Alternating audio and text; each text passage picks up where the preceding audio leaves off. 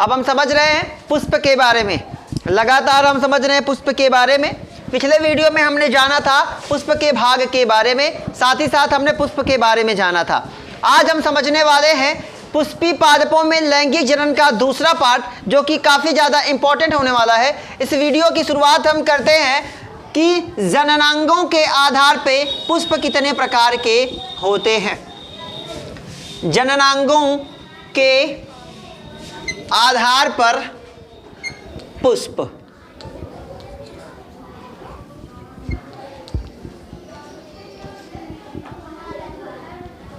पिछले वीडियो में हमने पुष्प के सभी भाग समझ लिए थे, तो आज हम समझेंगे कि पुष्प कितने प्रकार के होते हैं, किस बेस पे, किस आधार पे। तो जननांगों के आधार पे। जननांग का मतलब क्या है कि आप जानते हो कि भाई पुष्प में अगर परागकोश पाया गया, तंतुक पाया गया, तो वो क्या है, वो नर है। अगर अंडाशय पाया गया या फिर वर्तिकाग्र पाया गया, तो वो क्या है, मादा है। इसी आधार पे हम समझेंगे कि पुष्प कितने प्रकार के होते हैं। तो पुष्प बेटा दो प्रकार के होते हैं। पहला होता है एकलिंगी, जबकि दूसरा होता है द्विलिंगी। पहला होता है एकलिंगी, जबकि दूसरा क्या है, द्विलिंगी। अब हम समझेंगे कि एकलिंगी पुष्प किसे कहते हैं या और द्विलिंगी पुष्प किसे कहते हैं। तो याद रखिए, नाम से ही समझ में आ रहा है, ऐसा पौधा या वे पुष्प जिसमें या तो नर जननांग पाए जाएं या फिर मादा जननांग पाए जाएं, उसे हम क्या कहेंगे, एकलिंगी कहेंगे। कहने का मतलब है, यहां समझते हैं। अब स्ट्रक्चर तो आपको एकदम मुखस्त हो गया होगा, फटाफट बिना देखे आप बना सकते हो। क्लियर है?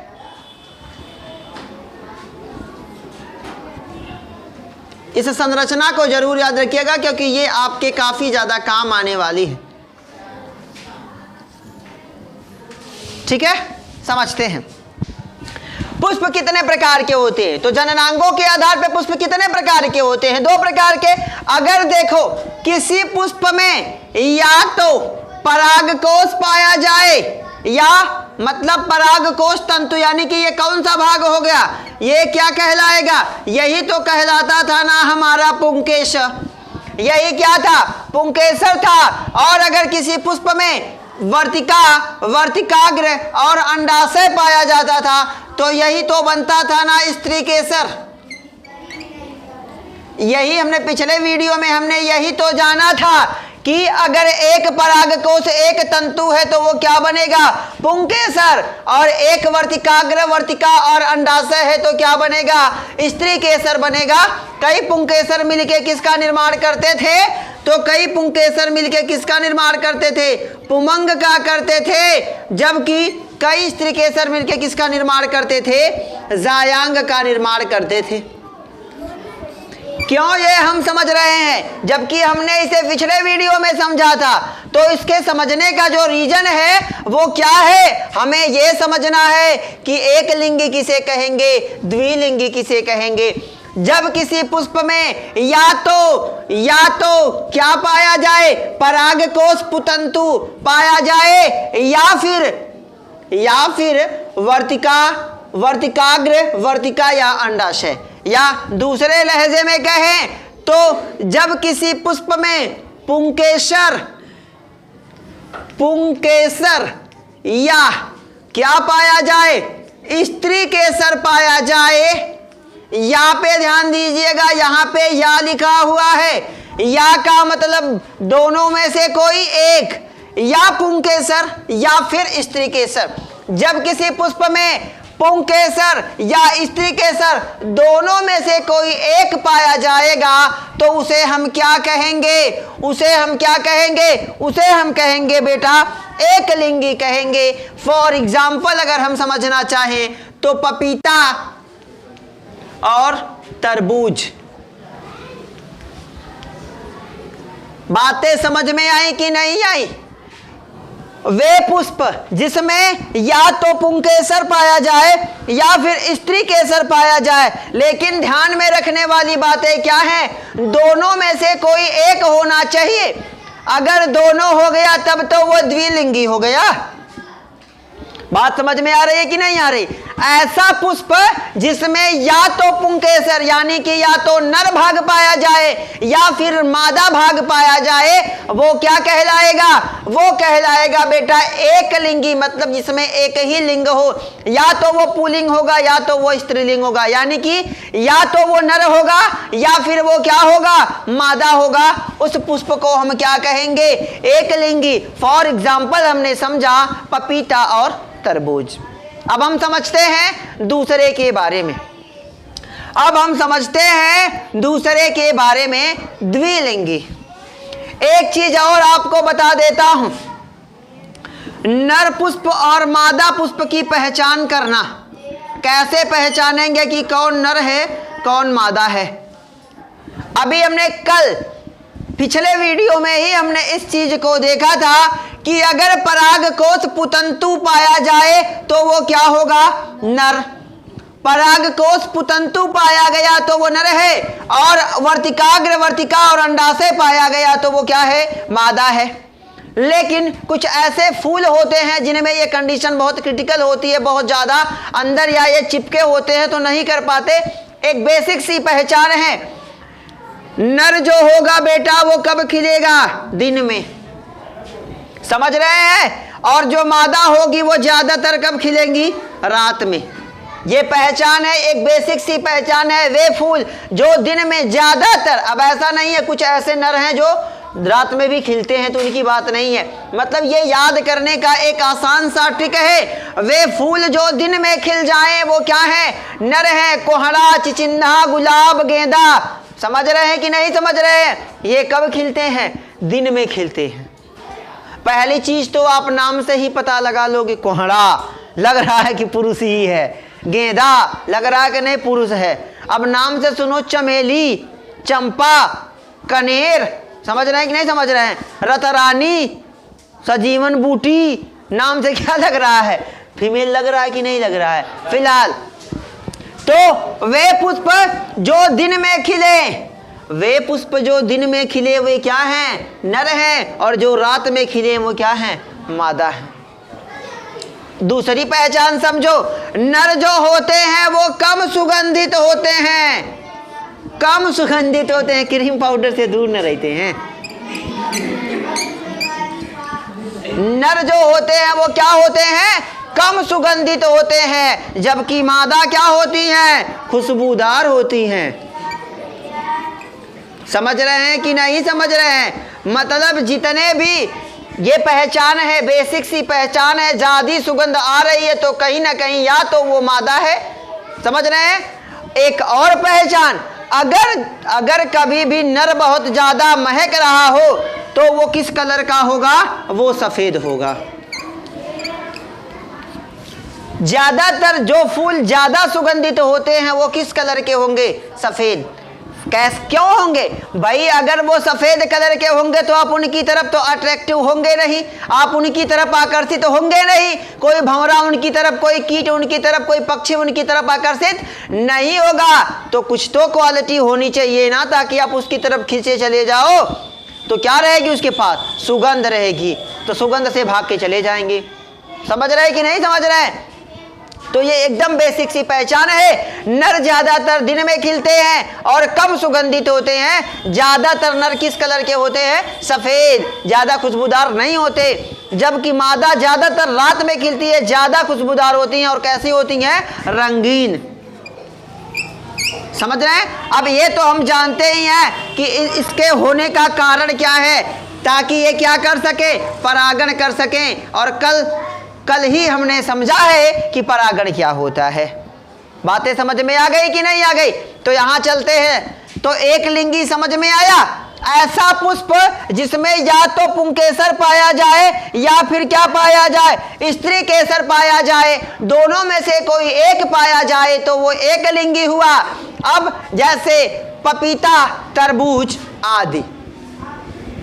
आगे समझते हैं हम द्विलिंगी के बारे में। तो वे पुष्प जिसमें पुंकेसर व स्त्री केसर दोनों उपस्थित हों, वे पुष्प जिसमें पुंकेसर व स्त्री केसर, या यूं कहे कि नर भाग मादा भाग दोनों उपस्थित हो, उसे हम क्या कहेंगे? उसे हम कहेंगे द्विलिंगी। जैसे गुड़हल आपने देखा होगा, आप गुड़हल लाइए या गुड़हल घर जाके प्रैक्टिकल करिए, नहीं समझ में आता तो आप पूछिए।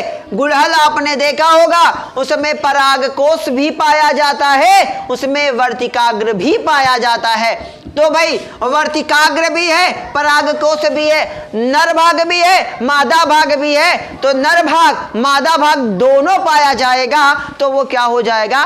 वो द्विलिंगी होगा।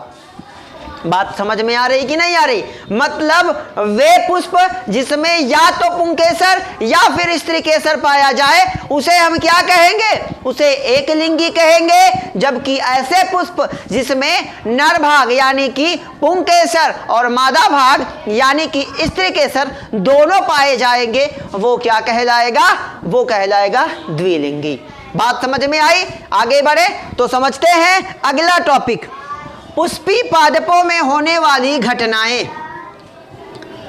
जो पुष्पी पादप हैं वे पौधे जिनमें पुष्प लगते हैं उनमें कौन कौन सी घटना होती है, ये काफी ज्यादा इंपॉर्टेंट और इंटरेस्टिंग पॉइंट है। तो ध्यान से समझिएगा, क्योंकि अब समझिए आपका चैप्टर शुरू यही से होता है। ये जितनी चीजें आपने समझी ये फिलहाल के लिए क्या है? एक बेसिक जानकारी है आपको फूल के बारे में। हालांकि कक्षा 7 से ही आपको फूल के बारे में बताया जाता है, लेकिन कोशिश मैंने किया आपको डीपली बताने की, क्योंकि ये सारी चीजें आगे आपके काम आने वाली है। तो समझते हैं कि एक पुष्प के अंदर एक पुष्पीय पादप, जो वे पौधे जिनमें पुष्प लगते हैं उनमें कौन कौन सी घटना होती है। तो समझते हैं। तो घटना को हम एक मीडिएटर बनाएंगे। सबसे पहले हम बनाएंगे क्या? निषेचन। समझिए, सबसे पहले निषेचन। निषेचन क्या होता है, इसके बाद ही दोनों घटनाएं आपकी क्लियर हो जाएंगी। आप जानते हो दो विपरीत युग्मकों का, यानी कि नर व मादा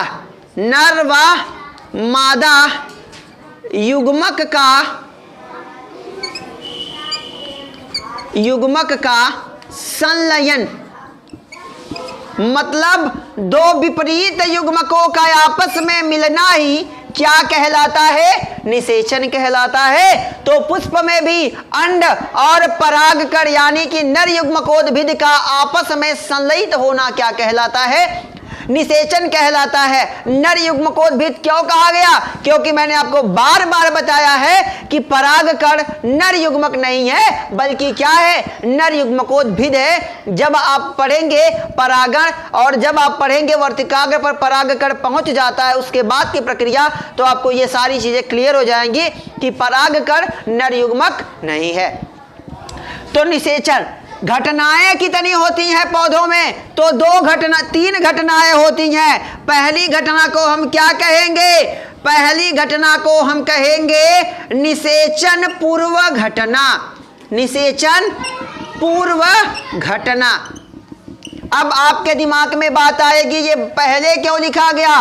तो निषेचन हमने समझ लिया, दो विपरीत युग्मकों का आपस में संलयित होना क्या कहलाता है? निषेचन कहलाता है। यानी कि दो विपरीत युग्मकों का आपस में मिलना क्या कहलाता है? निषेचन कहलाता है। यानी कि परागकण और अंड का मिलना ही क्या कहलाता है? निषेचन कहलाता है। तो जब यह निषेचन नहीं होता है, इससे पहले की घटना और निषेचन होने के बाद की घटना, समझ रहे हैं कि नहीं? निषेचन पश्च घटना, हम इसे समझेंगे ध्यान से, क्योंकि यही आपके पूरे चैप्टर का सार है। यही सारी चीज हम इस पूरे चैप्टर में समझने वाले हैं। तो निषेचन पूर्व घटना का मतलब क्या है? निषेचन से पहले होने वाली घटना को हम क्या कहेंगे? निषेचन पूर्व घटना। और निषेचन के बाद होने वाली घटना को क्या कहेंगे? निषेचन पश्च घटना। तो ये जो हमारा निषेचन हुआ, ये मीडिएटर हुआ कि नहीं हुआ? दो विपरीत युग्मकों का आपस में मिलना ही क्या कहलाता है? निषेचन कहलाता है। तो निषेचन से पहले जो घटना होती है वो निषेचन पूर्व घटना, और निषेचन के बाद जो घटना होती है वो निषेचन पश्च घटना। हम समझते हैं निषेचन से पहले कौन कौन सी घटना होगी। तो निषेचन किसे कहते हैं हमें समझ में आ गया। दो विपरीत युग्मकों का आपस में मिलना क्या कहलाता है, निषेचन कहलाता है। तो निषेचन से पहले क्या होगा, तो भाई अगर युग्मक आपस में मिल रहे हैं तो उससे पहले युग्मक का निर्माण होगा कि नहीं होगा, होगा कि नहीं होगा। तो युग्मक का बनना ही क्या कहलाता है, युग्मक जनन कहलाता है। क्या कहलाता है भाई, युग्मक जनन। याद रखिएगा निषेचन पूर्व घटना में हमें सबसे पहले क्या मिलेगा, हमें सबसे पहले मिलेगा बेटा युग्मक जनन। एक बेसिक सा उदाहरण, अगर दूल्हा बारात जाएगा, हाँ बारात लेके जाएगा तो दूल्हा पहले पैदा तो हो, है कि नहीं। तो बेसिक सा है कि युग्मक जनन। युग्मक जनन का मतलब क्या होता है भाई, निषेचन से पहले नर व मादा युग्मक आपस में मिलेंगे, नर व मादा युग्मक आपस में मिलेंगे तो क्या कहलाएगा, निषेचन कहलाएगा। निषेचन को शादी मानो। अगर शादी कब होगी, जब दूल्हा दुल्हन पैदा होंगे तब दूल्हा व दुल्हन पैदा, सदिया किसकी होगी। समझ रहे कि नहीं बात, मतलब क्या है, दो विपरीत युग्मक का आपस में संलयित होना निषेचन कहलाता है। तो ये युग्मक जब बनेंगे, जब युग्मक बनेंगे तब ही ना निषेचन होगा। तो युग्मक का बनना ही क्या कहलाता है, युग्मक जनन कहलाता है। मैं आपको ये पॉइंट बार बार बताता हूं बेटा, जनन मतलब क्या होता है, उत्पन्न होना, पैदा होना, जन्म लेना। तो युग्मक जनन यानी कि युग्मक का पैदा होना। तो युग्मक कितने प्रकार के होते हैं ये तो आप जानते ही हैं। युग्मक कितने प्रकार के होते हैं, दो प्रकार के होते हैं, नर युग्मक और मादा युग्मक। अगर यही बात करें मनुष्यों की बात करें तो नर युग्मक शुक्राणु होता है और मादा युग्मक क्या होता है, अंडाणु होता है। लेकिन अगर यही पुष्प की बात की जाए तो नर युग्मकोद्भिद होता है, इसमें उसका नाम क्या है, परागकण है। जबकि मादा युग्मक की बात करें तो इसका नाम अंड है। बात समझ में आ गई, यहां तक आगे बढ़े। तो कभी भी पूछे कि किसी पुष्पी पादप के अंदर कितनी घटनाएं होती हैं, तो बेटा 3 घटनाएं होती हैं। पहली घटना हम समझ रहे हैं निषेचन पूर्व घटना, निषेचन से पहले होने वाली घटना को हम क्या कहते हैं, युग्मक जनन कहते हैं या निषेचन पूर्व घटना कहते हैं, जिसमें पहली घटना क्या है, युग्मक जनन, है ना। तो पुष्प के नर भाग में या फिर मादा भाग में युग्मक के बनने की प्रक्रिया क्या कहलाती है, युग्मक जनन कहलाती है। क्योंकि नर भाग में नर युग्मक बनता है और मादा भाग में मादा युग्मक का निर्माण होता है। आप इसको दूसरी परिभाषा भी बना सकते हो। मान लेते हैं अगर हम मनुष्य में पूछें कि मनुष्य में युग्मक जनन, युग्मक जनन का मतलब आप इसे आप पढ़ोगे लघु बीजाणु जनन या गुरु बीजाणु जनन, इसी चैप्टर में आप पढ़ने वाले हो, तो वहां आपको ये चीज मिलेगी। जनन वाक्य का अर्थ बेटा जरूर रखना, समझ में आया, मतलब युग्मक जनन का अर्थ जरूर याद रखना, पैदा होना या फिर उत्पन्न होना। तो युग्मक जनन का मतलब क्या है, नर युग्मक और मादा युग्मक। तो अलग अलग भाग में नर वाला युग्मक अलग भाग में बनता है, मादा युग्मक अलग भाग में बनता है। तो नर भाग में नर युग्मक का निर्माण होना और मादा भाग में मादा युग्मक का निर्माण होना ही क्या कहलाता है, युग्मक जनन कहलाता है। यहां तक क्लियर है, आगे बढ़े। दूसरी घटना बेटा इसमें आती है युग्मक स्थानांतरण। युग्मक स्थानांतरण समझते हैं। फिर आप एक चीज याद रखना कि जो मादा युग्मक होता है, जो पहले नर युग्मक जो होता है वो चल होता है और मादा युग्मक क्या होता है बेटा, अचल होता है। ये अपना स्थान परिवर्तित नहीं करता। तो युग्मक का एक स्थान से दूसरे स्थान तक जाना ही क्या कहलाता है, युग्मक स्थानांतरण कहलाता है। युग्मक का एक स्थान से दूसरे स्थान तक जाना ही क्या कहलाता है, युग्मक स्थानांतरण कहलाता है। हम जानते हैं नर युग्मक चल होता है और मादा क्या होता है, अचल होता है। तो अभी आप बताओ कि अपना स्थान कौन बदलेगा, नर युग्मक बदलेगा कि मादा। तो जाहिर सी बात है कौन बदलेगा, नर, क्योंकि नर क्या होते हैं, चल होते हैं। यहां समझते हैं फिगर से। तो पहली विधि, पहली घटना युग्मक जनन। तो पराग कोश के अंदर क्या बनता है भाई, परागकण बनता है। तो पराग कोश में परागकण का बनना ही युग्मक जनन कहलाता है। अंडाशय में क्या बनता है भाई? अंडाशय में क्या बनता है? अंड बनता है। क्या बनता है? अंड बनता है। तो अंडाशय में अंड का बनना ही क्या कहलाएगा? युग्मक जनन कहलाएगा। बात समझ में आ रही है? एकदम टूटी परिभाषा है। अब क्या है? युग्मक स्थानांतरण। तो हम जानते हैं कि अंड अपना स्थान नहीं बदलता, क्योंकि ये क्या होता है? अचल होता है। ये अपना स्थान परिवर्तित नहीं कर सकता। जबकि परागकण नर युग्मक है, नर युग्मकोद्भिद है, ये अपना स्थान बदल सकता है, क्योंकि ये क्या होता है? चल होता है। तो इसका यहां तक जाना ही। परागकोश से परागकण का अभी कल पढ़े थे पिछले वीडियो में, है ना? अपडेट रहने की कोशिश करें। परागकोश से परागकण का वर्तिकाग्र तक जाना ही क्या कहलाता है? परागण कहलाता है। तो एक स्थान से दूसरे स्थान तक गया कि नहीं गया, यानी कि कौन सी घटना हो गई? युग्मक स्थानांतरण। बात समझ में आ रही है कि नहीं आ रही है? तो निषेचन पूर्व घटना। निषेचन पूर्व का मतलब निषेचन से पहले कौन घटना होगी? युग्मक जनन। सबसे पहले युग्मक बनेगा, उसके बाद युग्मक अपना स्थान बदलेगा। उस घटना को क्या कहेंगे? युग्मक स्थानांतरण। नर चल होता है और मादा क्या होती है? अचल होता है। यानी कि नर युग्मक ही अपना स्थान हमेशा बदलेगा। इसके बाद क्या होगा भाई? अब यहां ये पहुंच जाता है, यहां पहुंचेगा नर युग्मकोद्भिद। ये आएगा कहां? मिलेगा अंड से मिलेगा।